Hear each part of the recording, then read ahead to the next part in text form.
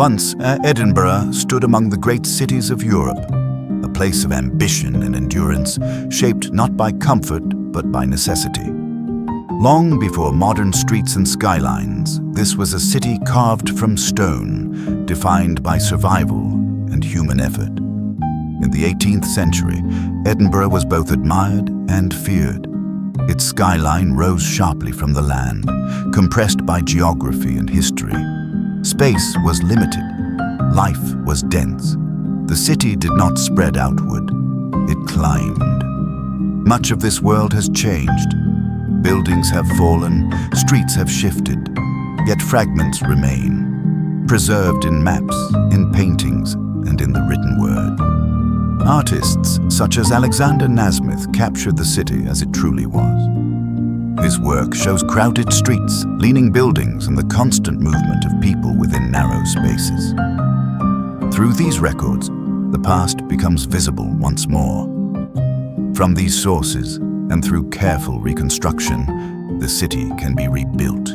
Each structure, each alley, each shadow informed by evidence rather than imagination. Edinburgh rises from volcanic rock, its foundations shaped by the land itself. Stone dominates the city, forming streets that climb steeply and buildings that press close together. Above it all stands the castle, fixed upon its ancient rock. From this height, power was exercised and order maintained. Below, the city lived and labored in its shadow.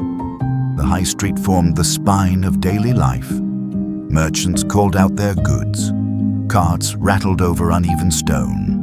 Smoke drifted from hearths and workshops. The air was thick with sound and movement. Life was crowded. Families lived stacked upon one another, from dark cellars to upper floors where light was scarce but air was cleaner. Privacy was rare.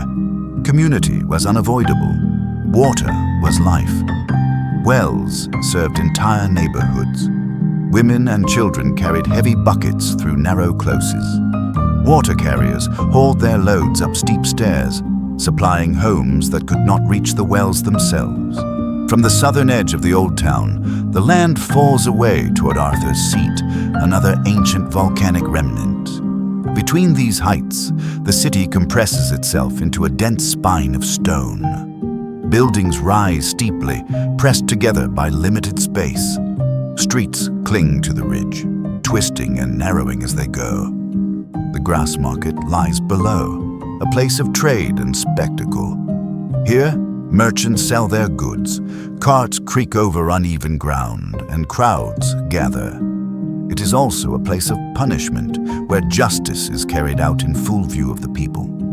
Authority is not hidden. It is performed. Step into a close, and the city changes again. Narrow passageways lead into dark interior spaces where daylight barely reaches. Here live the poorest residents in rooms stacked one above another. Smoke drifts through open windows. Water drips along stone walls. Privacy is scarce, and life unfolds in shared spaces. The Cannon Gate stretches eastward, a vital artery linking the city to the palace beyond. Carts rattle along its length, merchants call out their wares, and people of every station move shoulder to shoulder. Above them, tall tenements rise floor upon floor, each level home to another family, another life stacked upon the next.